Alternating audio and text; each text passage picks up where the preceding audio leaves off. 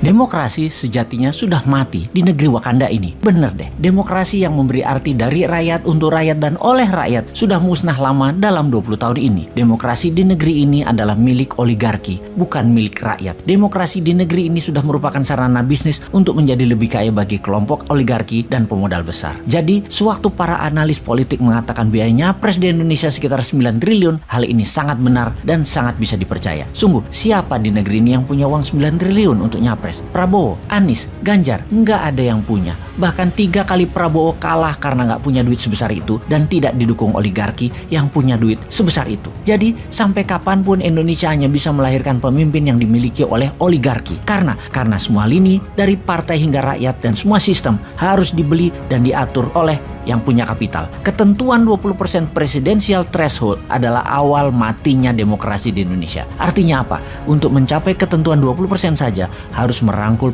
partai lain, dan untuk merangkul ini tidak cuma-cuma, harus bayar mahar. Setelah dapat threshold 20%, apakah sudah cukup? Ya hanya cukup untuk mendaftar ke KPU saja. Perjalanan masih panjang fulus keluar setelah mendaftar dari KPU tersebut. Kita hitung berapa biaya itu. Bervariasi di partai kelas menengah dan atas, paling murah 1 triliun. Di kelas menengah partai minta antara 400 sampai 500 miliar. Plus ada tambahan beberapa kursi kementerian dan jabatan berpotensi menghasil cuan lain yang mereka minta. Bisa dibayangkan dari mana calon capres untuk bisa membiayai mahar partai kalau tidak mencari pemodal. Di sini Indonesia akan selamanya dikungkung oleh oligarki jika ketentuan presidensial threshold tidak 0%.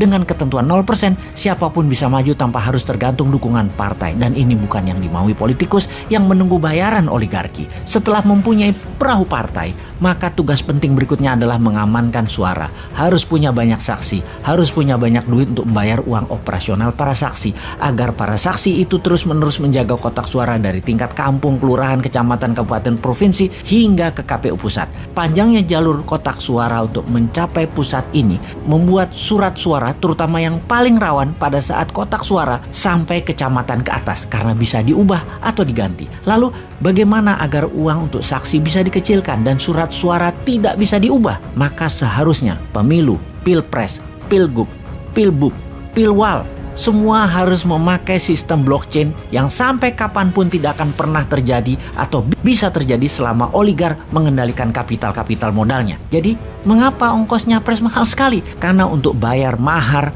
partai, baik partai yang akan jadi pelengkap persyaratan 20% dan juga kolaborasi partai pendukung. Kemudian pos kedua adalah membayar saksi. Pos ketiga yang juga perlu dana besar yaitu untuk sosialisasi dan memframing, seperti membayar pengamat untuk menggiring opini, membayar lembaga survei, membayar iklan terutama iklan TV, membayar konsultan politik, membayar buzzer, mencetak kaos dan berbagai atribut baliho, bendera dan lain sebagainya, serta biaya-biaya posko. Di pos berikutnya yang perlu dana besar untuk membeli suara rakyat adalah di pedesaan. Satu suara itu sekitar 30 sampai 100 ribu rupiah per kepala, dan ini ada bandarnya. Biasanya sang bandar akan menghitung suara di mana yang bisa dan mudah serta murah untuk mereka beli. Sekarang di tahun 2024, siapa capres yang punya 9T? Satu pun nggak ada. Sekali lagi, yang punya duit triliunan itu hanya oligarki. Bayangkan, satu oligarki bisa modali antara 2 sampai 3 triliun selama nantinya kebijakan pemerintahannya akan menguntungkan mereka,